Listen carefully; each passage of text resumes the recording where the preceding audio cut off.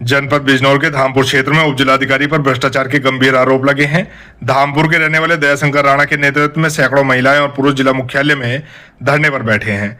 दयाशंकर राणा ने मुख्यमंत्री योगी आदित्यनाथ को संबोधित एक ज्ञापन जिलाधिकारी बिजनौर को सौंपते हुए आरोप लगाया कि उपजिलाधिकारी गरीब जनता का शोषण कर रही हैं और राजनीतिक दलों के इशारे पर काम कर रही हैं।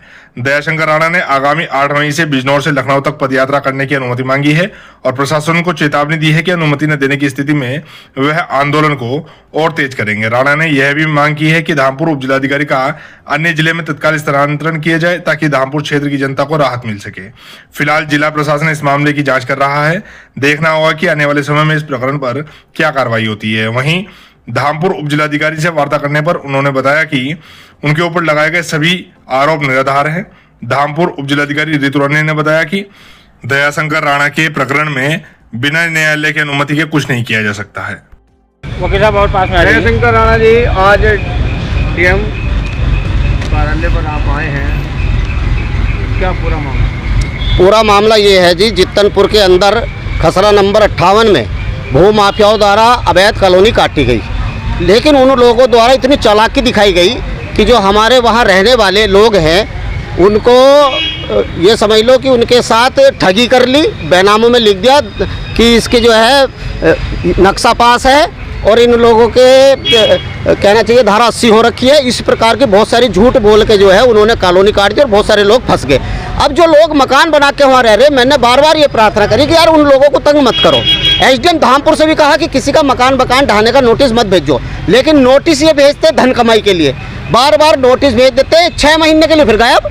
अरे भाई, बेनियमित क्षेत्र का नोटिसों का काम तो 3 महीने में समाप्त हो जाए, जो भी कार्रवाई होनी हो। ये घटना कब की है? ये घटना नोटिस की 6 महीने पूर्व हुई थी, अब 1 महीने पहले हुई। कॉलोनी कब कटी है? ये कॉलोनी कटे हो गए जी 8 से 9 साल।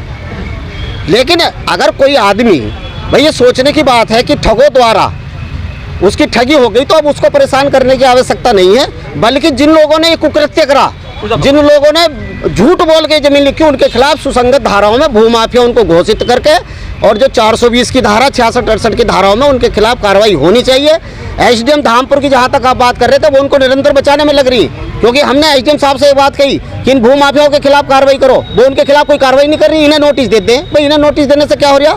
माननीय मुख्यमंत्री जी आवास बनाने का काम करते हैं हमारे, हमें पता हमें कितने लोगों के आवास बनवाने, कौन हमारे साथ है, किन किन की हम मदद कर रहे हैं, आवासों की सूची भी देंगे। लेकिन वो तो आवास ढाने की बात कर रही और उल्टा बताती है कि ये बात है वो बात है। बेनियमित क्षेत्र से नोटिस जारी करने की आवश्यकता ही क्या है?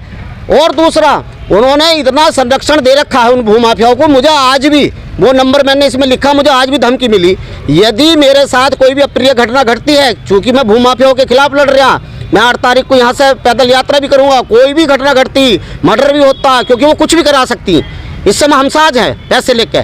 तो अगर कोई भी घटना घटती और जो मैंने लिखा है काम पूरे नहीं होते, तो मैं निश्चित रूप से सारी चीज़ों के जिम्मेदार प्रशासन होगा। जरूर देंगे। मैडम, दूसरा सवाल ये है कि दयाशंकर करके हैं, उन्होंने आपके खिलाफ मोर्चा खोला हुआ है। उनका आरोप है कि आप जो है ना तो मुख्यमंत्री की सुनती हैं, ना डीएम की सुनती हैं, अपनी अपनी करती हैं और बहुत सारे भ्रष्टाचार के आरोप उन्होंने आपके ऊपर लगाए। सारे आरोप निराधार है। जिस कॉलोनी के बाबत उनकी द्वारा शिकायत की गई है वो कॉलोनी 2010 में विकसित की गई थी और उस कॉलोनी में पूर्व से ही कुछ लोग रह रहे हैं। उनकी शिकायत ये है कि उस कॉलोनी में रह रहे जो लोग हैं उनके आवासों को गिराया जाए। किसी भी सक्षम कोर्ट के आदेश के बिना हम ऐसी कार्रवाई करने में सक्षम नहीं है और जो उनसे उनकी लैंड से संबंधित जो भी वाद है वो सिविल कोर्ट नगीना में विचाराधीन है। सिविल कोर्ट से जो भी आदेश आएगा उसका कंप्लाइंस किया जाएगा। धन्यवाद।